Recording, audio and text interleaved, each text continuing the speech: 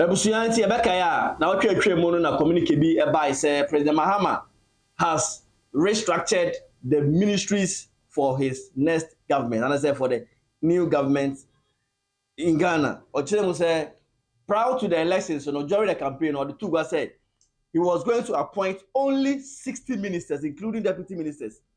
60, meaning he was going to cut down the size of government in order to reduce cost burden on the government. Ebusuya Odiose Ayoyo Owini Yape, he has issued an executive instrument to restructure the ministries and departments and agencies for his new government. And you know, now in the MPP's administration, or in the MPP's government, we had 30 ministries, but JDM has reduced the 30 ministries to 23. Now you see we use 7 ministries. If you he has merged some of the existing ministries and also created a new ministry, a ministry for youth development and empowerment. A new ministry called JDM Diaba. Esan say opese mebunu ediye ewo oman Ghana mu. Na nam soma the former ministry of chieftaincy and religious affairs, some ministry, so it has been merged or it has been restructured to be part of the ministry for local government and rural development. And so there, President Mahama, that is the Ministry of Chieftaincy and Religious Affairs, have a share local government ministry, as a and Otto Safre, the National House of Chiefs, and the one keeping common at the same two when he was says Jebia Kososa, I said an anom aware officially. Chenebeya, Ubemusin obedi wojumedi afa. Na sanche mudina se no ana mampon hene da sebre osebo nso otoso ebien e de sembi atugwa eche na adwene fa the reason or the decision by President Mahama to restructure the ministries and departments ama the ministry has now been reduced to 23, and also the chieftaincy ministry has also been realigned with the ministry for local government and rural development. Ebusuya yana na osebonsu ekasai esan krampo kasafa constitutional reforms omanpanyere pese ode bano ehuyeti na osebonsu of Mampong.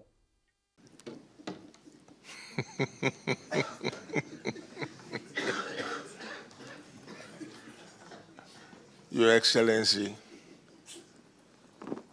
though it's a bit belatedly, but since you beckon us to be here, I'm rather turning it around. We graciously welcome you, sir, to our first meeting as the Standing Committee of the National House of Chiefs. We graciously do welcome you, and once again, congratulations. You've done well, and as majority of us anticipated, that you go through our normal constitutional provisions, etc., etc., Ghana is safe.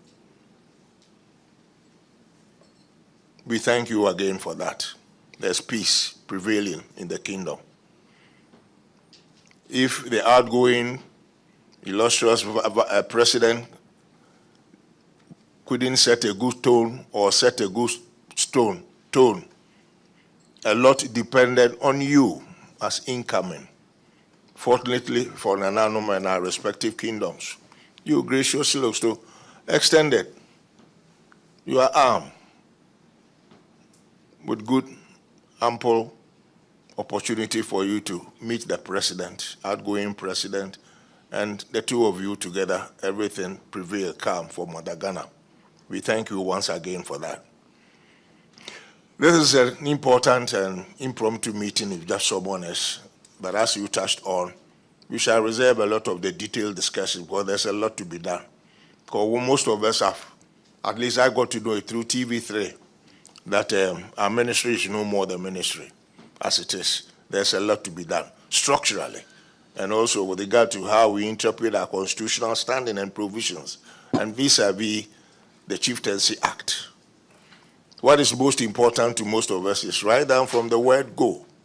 I think this is an opportune time for us, the National House of Chiefs, to once again go back and reassert ourselves J.J. Rawlings set the tune after taking over, and Ray has created chieftaincy, etc., and so on.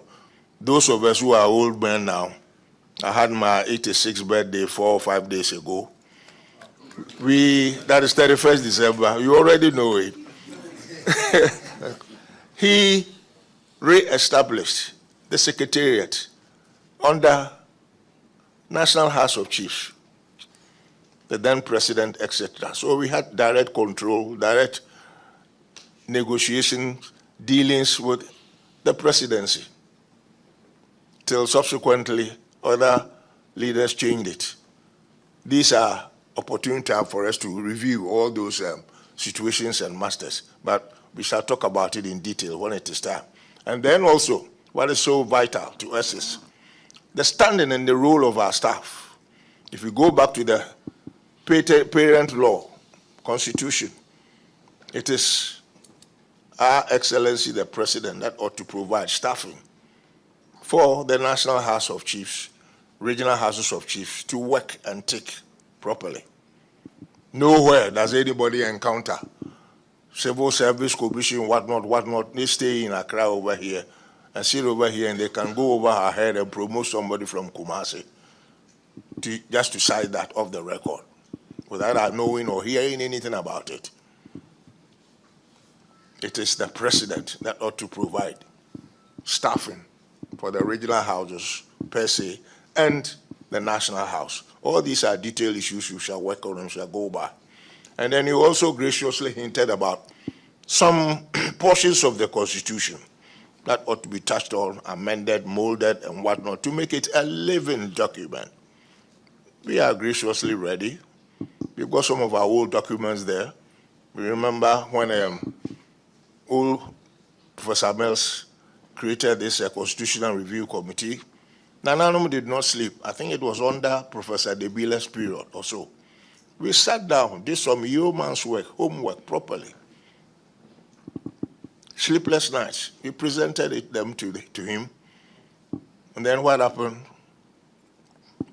Virtually 99.9% of what we recommended were just jettisoned and thrown away.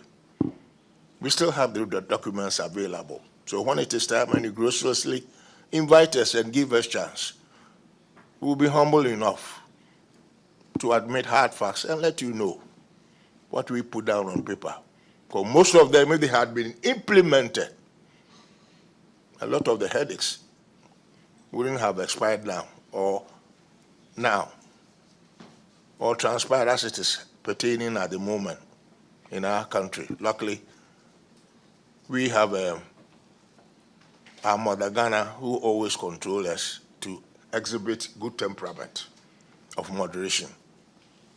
So please, from regional houses' point of view, at least from the Ashanti one, and before even I conclude, your old friend, Otumfo, graciously, thank you, sir.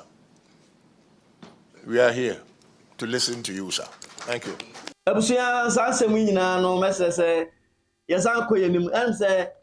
vetting of the first 3 ministers are President Mahama and nominated one. It was held in Parliament House, before Parliament. Yes. I don't know those who were vetted includes Dr. Kesel Atufosin, Minister Designate for Finance and Economic Planning, as a Minister for Finance. And I think Honorable John Abu Jinapo, Minister Designate for Energy. And I think Dr. Dominic Ayenini, Minister Designate for Attorney General and Justice. During the time, and I said during the era of vetting the Attorney General Designate, there was a drama because the minority leader, our essentially ranking member on the appointments committee, Honorable Alexander Afeyomakins, only the chairman of the vetting committee, our essentially first deputy speaker. The NPP side, and I said the minority side in the vetting committee, they have to walk out and come back again because now they're also I know ASC. Now, be say I share how and no my eco5 I am Supuma Honorable Alexander Afeyomakins in crop for walk out of the vetting committee. Now, Dr. Dominic Ayeni, Minister designate for Minister designate for Attorney General and Justice, yedu so aye vetting no. Yahwe saa see no mra. Honorable Ahmed Shaibu. Chairman, order. Chairman, I want to intervene. We have Ahmed Shaibu and Mahama'S Shaibu. Chairman,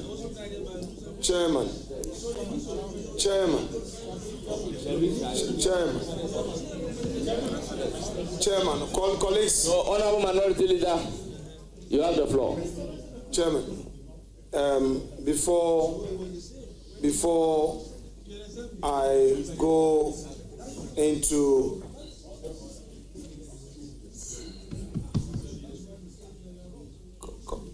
colleagues, please, let's resolve matter. Chairman, I am making this point. If you check our rules book, you have the chairman of the committee and you have the vice chair, and you have the ranking and you have deputy ranking. In principle, what our standing orders is trying to say is that there is a presumption of a co-chairing of this exercise. To allow, otherwise, if you will never, you would always want to have your say, but you don't want others to speak. That is your problem, NDC. That is your problem. Yes, okay, if that is what you want to do, you're right, no problem. You will listen to me. Chairman, you can't say you can say, you've said that to my members. If you now want to extend it to me that I'm out of order and order, let's have, can the vice chair leave? If the standing orders has... Can I finish? Can I finish, my respected vice chair? Can I finish?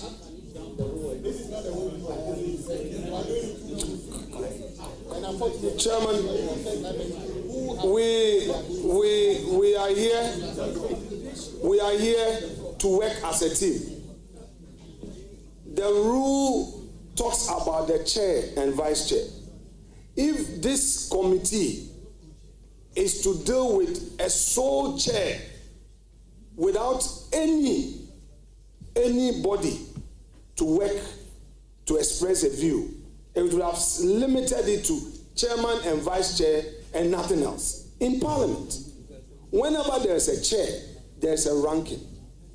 It is not to checkmate, but to work together and to express views of the House.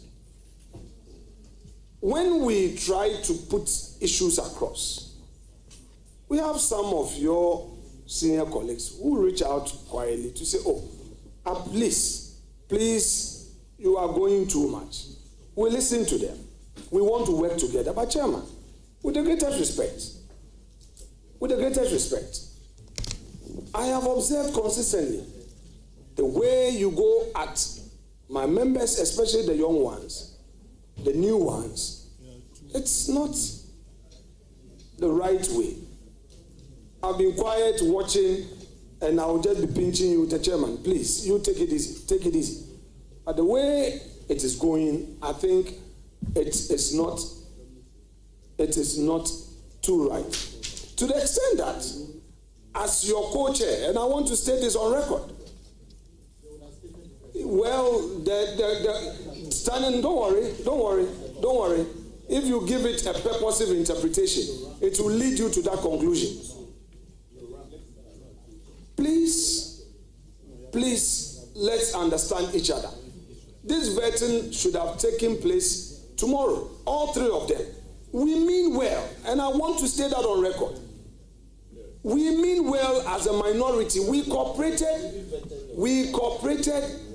to have days, 21 days or 15 days notice to be waived so that you can form your government as quickly as possible.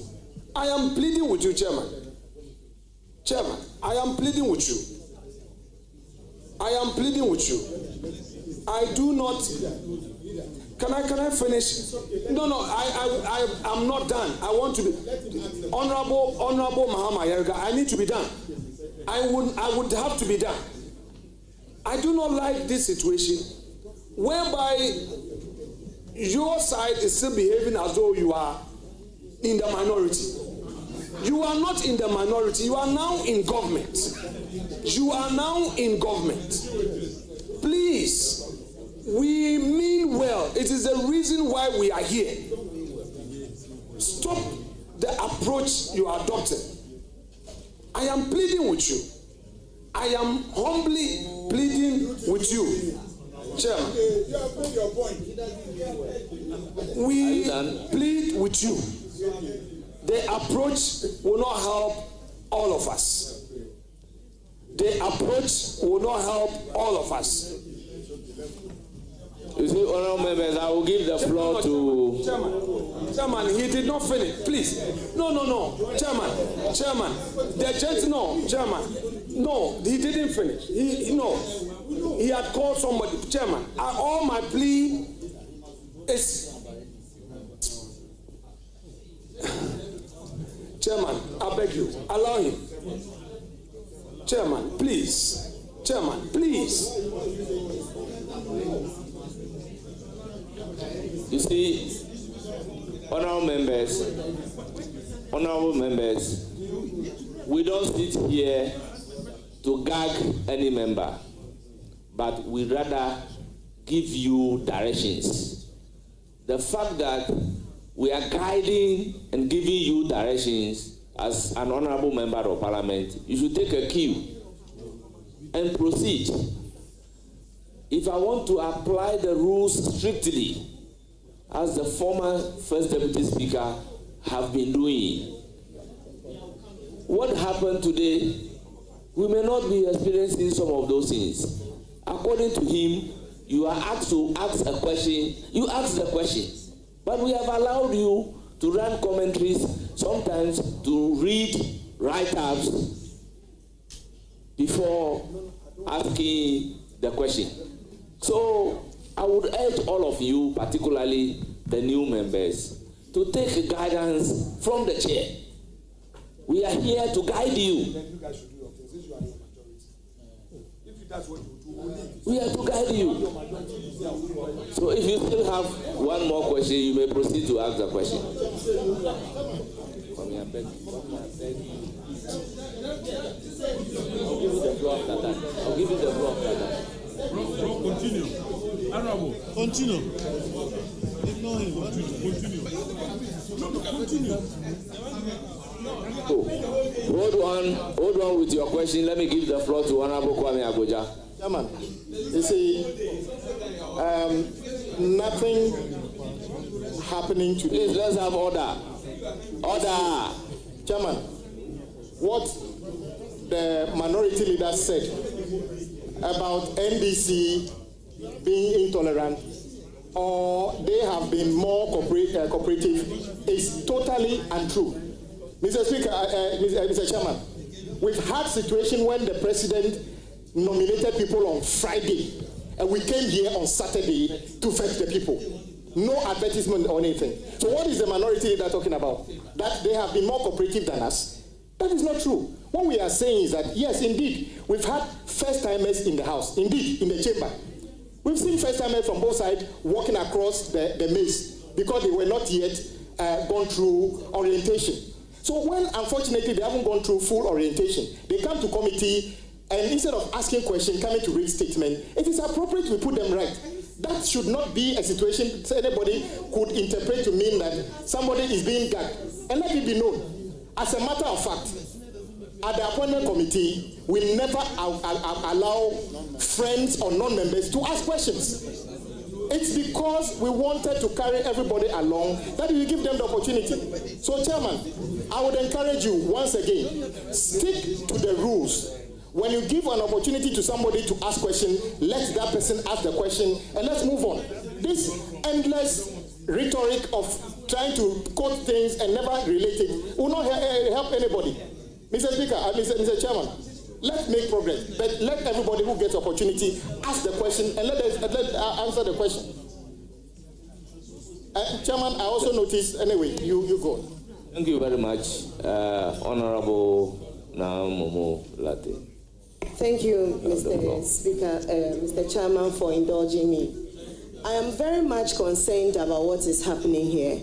And in as much as we don't want it to look like newcomers are being gagged, I think that parliamentary practice and procedures transcends the presence of this parliament. If we want to do it, we have to do it right, because you'll be going out there meeting other parliaments. So in the name of supporting first-timers or newcomers, all of us are still learning. But if we refuse to learn the right way, we will go out there and embarrass not just ourselves, but the Parliament of Ghana. I was saying in other news, so President Mahama actually say LGBTQ plus bill no. The first one ya pass here under another no. It was a private members sponsored bill. So bill you could and paying him for so many months. He did not assent to that bill. In court in there was a communique to ban Parliament from transmitting that bill to the president to append his signature to become a law.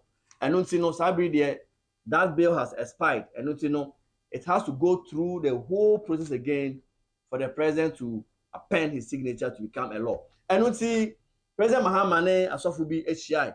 Mekai say ebro wini no. Assemblies of God, asofubi kwasra no command congratulations. Now work around for the same two actually say they have to go through the process again to get the law passed, and he is going to append his signature to become a law. And don't say busuya sabri the JDM chilem say the LGBTQ plus bill no, it has to be a government sponsored bill rather than a private members sponsored bill previously no. And to watch them say they need to consider or consult the necessary stakeholders and get the bill passed as early as possible for him to append his signature to become a law. Now, in other way, there's also share assembly some person can or no okay that's the way no or no science oh say Ghana curriculum for fraba na ye kire good values na him say mo friend him say Ghana de obema for bema oba for oba oba for bema no bema for oba. There's no need to pass any bill to bar people from engaging in LGBTQ plus was saying making you 20 which is which. The same person is saying that the bill has to be a government sponsored bill. On one stand and by also say a check values in our school Mudiana and Colani and Ruben, you know, when say we for that matter, we don't need any Mahama. The proper human sexuality, and it's quite a long name. Proper family values bill. If you remember, there was a court case that injected the speaker from forwarding it to the president, and also restrained the president from receiving the bill. Eventually, that case was disposed of in December, I think on the 18th or so. Yeah, so it meant that the injunction had been cleared. But as far as I know, the bill did not get to the president for assent. And so the convention is that all bills that are not assented to before the expiration of the life of Parliament expire. And so that bill effectively is dead, it has expired. I don't know what the promoters of the bill intend to do, but I do think that we should have a conversation on it again so that all of us, if we decide to move that bill forward, move it forward with a consensus. And probably shouldn't be a private member's bill, it probably should be a government bill with government behind it after consultation with all the stakeholders to see how we're able to move this forward.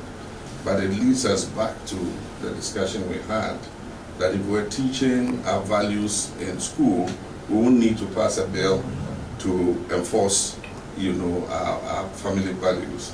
And that's why I think more than even the family values bill is us agreeing on a curriculum that inculcates these values into our children as they are growing up, so that we don't need to legislate it. And so we'll see how all this goes. And so I'm looking forward to this review conference. We can come to some consensus on some of these issues. Especially the decision by President Mahama'S say LGBTQ plus was school there na mufra no obenyi so Ghana we yenye ono asan so say yenye government sponsored bill for the LGBTQ plus. Let's show so much wadwina form apanyene nsem ya okan. There seems to be some inconsistency in the articulations of the president. I said there also yenye ono asan so we kire values and norms wo school there. Mufra no be say we yenye ntemso ya kire wadwina form apanyene nsem ya order to be no emami the comment section. Also, Murana, after the Musia. Bye bye.